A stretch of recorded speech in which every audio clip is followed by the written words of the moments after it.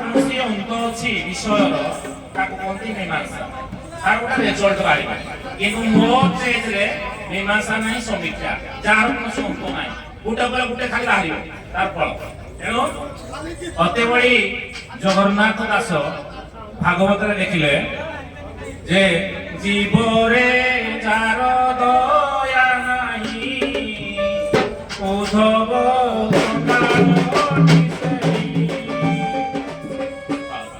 ତେଣୁ ଜଗନ୍ନାଥ ଦାସ ଓଡ଼ିଆ ଭାଗବତରେ ଲେଖିଛନ୍ତି କଣ? ଜୀବରେ ଯାହାର ଦୟା ନାହିଁ ଉଦ୍ଧବ ଚଣ୍ଡାଳ ଅଟି ସେଇ। ତେଣୁ ଜଗନ୍ନାଥ ଦାସ ଯୋଉ ସମୟରେ ଲେଖିଥିଲେ ସେ କଣ ଚିନ୍ତା କରି ଲେଖିଥିଲେ ଆମେ ଜାଣିନୁ, କିନ୍ତୁ ଆମେ ପଢିଲା ପରେ ବା ସର୍ବର ସମ୍ମୁଖରେ ସମସ୍ତେ ପଢିଲା ପରେ ତାର ଭାଷା ନିରୂପଣ କିଛି ଅଲଗା ଅର୍ଥ ପ୍ରକାଶ କଲା। କିଏ ସେ ଜୀବ? ଜୀବରେ କଣ ଦୟା କରିବା, କାହିଁକି ଦୟା କରିବା, ଜୀବ କାହିଁକି ମୁକ୍ତି ହବ?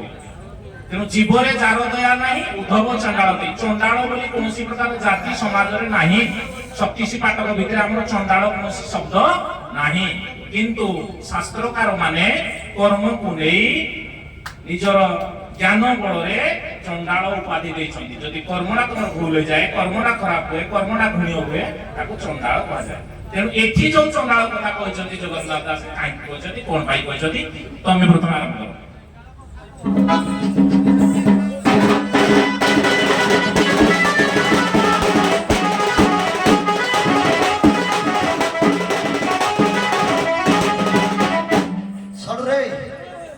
ଜଗନ୍ନାଥ ଦାସ କହିଲେ ଜୀବରେ ଯାର ଦୟା ନାହିଁ ଉଦ୍ଧବ ଚଣ୍ଡାଳ କି ସେଇ। ଯୋଉ ଚଣ୍ଡାଳ କେମିତି ହୁଅନ୍ତି ରେ ଲୋକମାନେ? ନିଜ ପ୍ରକୃତିକୁ ନେଇ ମୁଁ ଯଦି ଖରାପ କାମ କରିବି, ଖରାପ ରାସ୍ତାରେ ଯିବି, ମୁଁ କୁକୁର ସମାନ ଲୋକ ନା? ସାର୍ ମୁଁ ଆକ୍ଷେପ କରିବି ନା ସମୀକ୍ଷା କରିବି? ଆକ୍ଷେପ ନାହିଁ, ସମୀକ୍ଷା।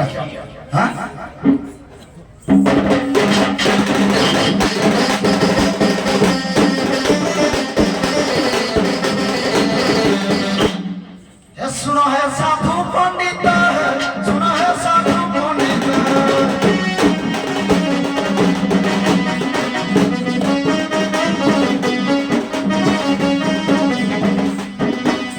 चंडाल प्रकृति रही जगते साधु पंडित।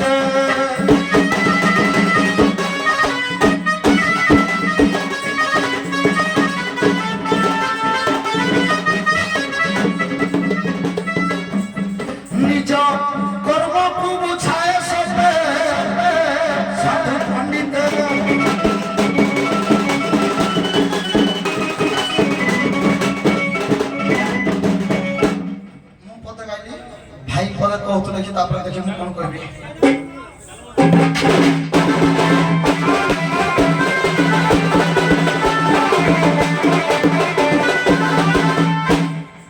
लक्ष्य करिवे मोर विज्ञान वर्गे सदन वर्गे जीवरे जार दया नाही उद्धव चंडालटी सही।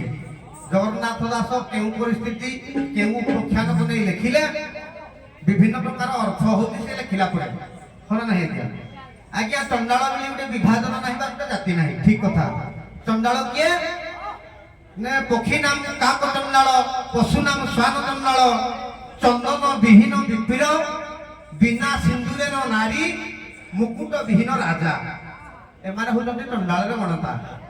किंतु जगन्नाथ दासन को भाषा लेखा अनुसारे चंडाल किए जीव होती चंडाल। जीवरे जार दया नहीं धब चंडाल जीव होती आज्ञा नारी, जीव रूपी होती नारी। जगन्नाथ दास उड़िया भागवत 12 स्कंद टिके बजा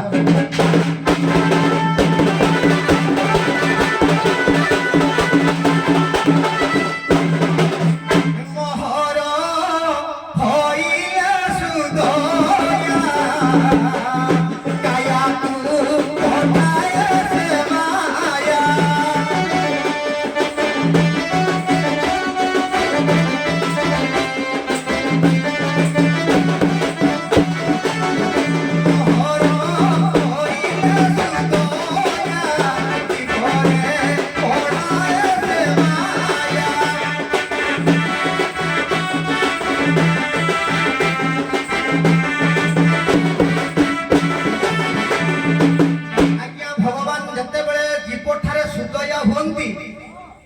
ଶରୀରରୁ ଗୋଟେ କାୟା ସୃଷ୍ଟି କରି ମାର ସଞ୍ଚାର ଗର୍ଭ ଭିତରକୁ ସ୍ଥାନ ଦିଅନ୍ତି ପଦ୍ମ ପାଖୁଡ଼ାରେ ସେ ଜୀବ ସ୍ଥାନ ପାଏ। ତେଣୁକରି ଏସବୁ ଭଗବାନଙ୍କର ରଚିତ। ଭଗବାନ କେତେବେଳେ ଜୀବକୁ କହିବେ ତୁ ଏଇ ବାଟରେ ଯା, ତୁ ଏଇ ବାଟରେ ଯା। ତେଣୁକରି ପରମ ପୁରୁଷଙ୍କର ନିର୍ଦ୍ଦେଶନାମା ଅନୁସାରେ ଜୀବ ଗତି କରେ। ତେଣୁକରି ଜୀବ ଭୁଲ କଲେ ବି ମଧ୍ୟ ସେଟା ଭଗବାନଙ୍କର ନିର୍ଦ୍ଦେଶ ଅଛି, ଇଏ ଭୁଲ କରିବ। କହିଲା ପିତା ମାତା ସଂଯୁକ୍ତ କାଳେ ବିହି ଯା ଲେଖିଲା କପାଳେ।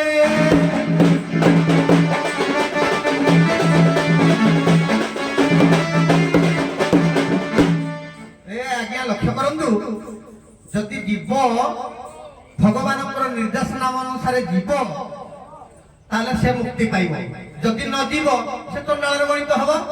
ଆପଣ ମାନଙ୍କର ନାରାୟଣ ଭଜନ ମାଳାରେ ନାରାୟଣ ବାବା କହିଲେ ଧର୍ମ ପଥ ଜ୍ଞାନ ପଥ ଯାଇଥିଲି କହି ଠିକ ଜୀବନ ଧରି ନ ପାରିଲୁ ତୁଇ କରିଥିଲୁ ଯେ ଧରଣୀରେ ପରିବାସ ଦିଲୁ ଯେ।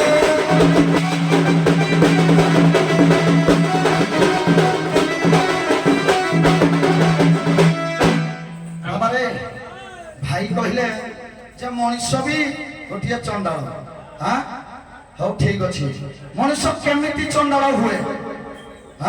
ସେ କାହାକୁ ଯେତେବେଳେ ତା ବୁଦ୍ଧି ଭ୍ରଷ୍ଟ ହୁଏ ସେ ଚଣ୍ଡାଳ ହୁଏ। ଗୋଟିଏ ପଦ ପଢିବା, ଅତି ବଢି ଜଗନ୍ନାଥ ଦାସ କି ସେ କାହାକୁ ଚିହ୍ନି ପାରେନି। କେମିତି? କାହିଁକି ନା ନିଜର ତାର କେହି ନାହିଁ। କହିଲା କେହି କାହା ମାତା ନୁହନ୍ତି, କାହା ପିତା ନୁହେଁ।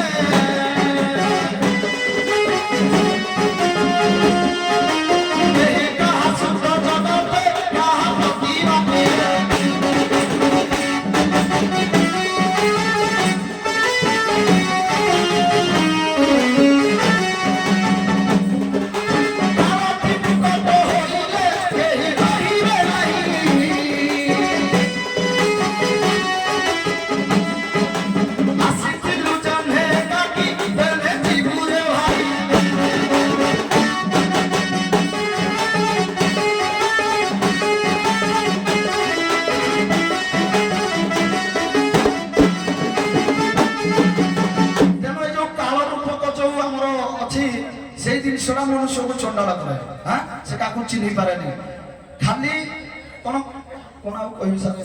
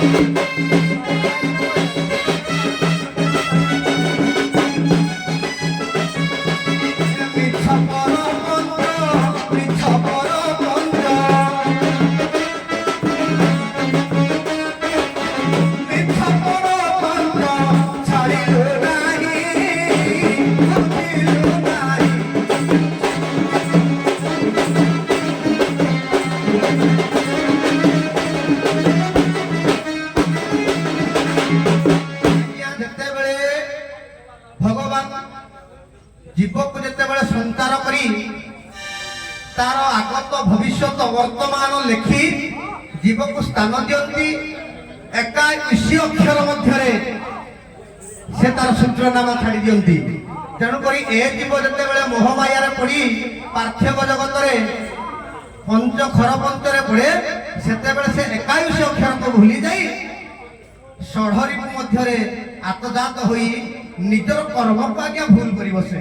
ତେଣୁକରି ସେ ଚଣ୍ଡାଳ ନିଜର ନିୟମାବଳୀ ଆଜ୍ଞା ଆମର ବର୍ତ୍ତମାନ ପାଠ୍ୟକୋଷଟା ସିଲାବସ୍ ବାହାରୁଛି ତା ଭିତରେ ଯଦି ଆମେ ପାଠ ପଢିବା ଠିକ ଭାବରେ ପରୀକ୍ଷା ଦେବା ରେଜଲ୍ଟ ଠିକ ବାହାରିବ। ସେ ସିଲାବସ୍ ଭିତରେ ଆମେ ଯଦି ନ ଯିବା ନିହାତି ଆଜ୍ଞା ଅଡୁଆରେ ପଡିବା। ঠিক আছে ହଉ ଭଲ ହେଲା। ଇଏ ହଉଛି ସମୀକ୍ଷା। କାହିଁକି ଜୀବରେ ଯାର ଦୟା ନାହିଁ। ଜୀବ କହିଲେ ନିଜର ଆତ୍ମା ଷଢ଼ରିପୁରେ ଆତଜାତ ଆତ୍ମା ଯଦି ଠିକ ଲାଇନରୁ ରେଳ ଲାଇନରୁ ବିଚ୍ୟୁତି ହେଲା ସେ ଦୁର୍ଘଟଣା ଘଟିଯିବ। ତେଣୁ ଆତ୍ମାକୁ ପ୍ରଥମେ ଚିହ୍ନିଲେ ପରମାତ୍ମା ସହିତ ମିଳନ ହେବ। ତେଣୁ ଆତ୍ମାର ପରମାତ୍ମା ସହିତ ମିଳନ ହବା ପାଇଁ ହେଲେ ମାନବ ତାର ନିତ୍ୟ କର୍ମସ୍ଥଳରେ ତାର ଆତଜାତ ବା ତାର ପ୍ରଣାଳୀ ସବୁ ଠିକ ରଖିବାକୁ ପଡିବ। ଯଦି କୌଣସି ଜାଗାରେ ବିଘ୍ନ ଘଟିଲା ତାହେଲେ ସେ ପରମାତ୍ମା ପର୍ଯ୍ୟନ୍ତ ପହଞ୍ଚି ପାରିବ ନାହିଁ ଏବଂ ଚଣ୍ଡାଳରେ ଗଣତି। ଠିକ ଅଛି।